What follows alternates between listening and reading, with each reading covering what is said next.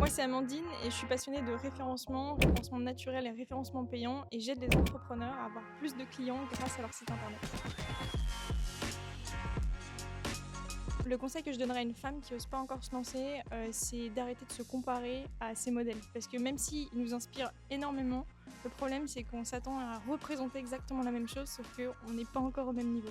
Donc s'inspirer, prendre ce qu'il y a à prendre, mais de revenir aussi à ce que nous on a envie d'être, et ça va nous aider aussi à moins nous comparer et avoir plus de facilité à y aller. En général, quand on veut se lancer et qu'on est une femme, c'est vrai qu'on a très régulièrement les mêmes freins, c'est qu'on n'ose pas y aller parce qu'on a l'impression qu'on n'est pas légitime. Donc c'est comme si on attendait d'être la version parfaite de nous pour y aller, sauf que cette version, elle n'existe pas et du coup on se freine à pas y aller. On entasse des formations, on entasse des livres en se disant bah il me faudra ça pour y aller ou encore ça. Et ce problème de légitimité ou de syndrome de l'imposteur, c'est celui qui nous freine parce qu'en fait on se fait pas confiance à soi-même.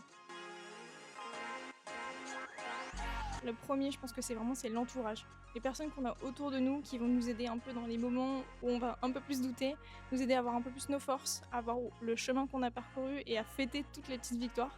Mais aussi se faire confiance et se traiter soi-même comme sa propre meilleure amie, c'est être sa première alliée. C'est comme ça qu'on commence bien et comme ça qu'on va tenir longtemps aussi dans l'entrepreneuriat. C'est qu'on pense que entrepreneuriat égale liberté. Et je trouve que c'est pas vraiment vrai. Enfin, c'est un peu, on vend ça comme un rêve parfait, alors qu'en fait, ça demande aussi beaucoup de taf, beaucoup de structure et beaucoup de solidité.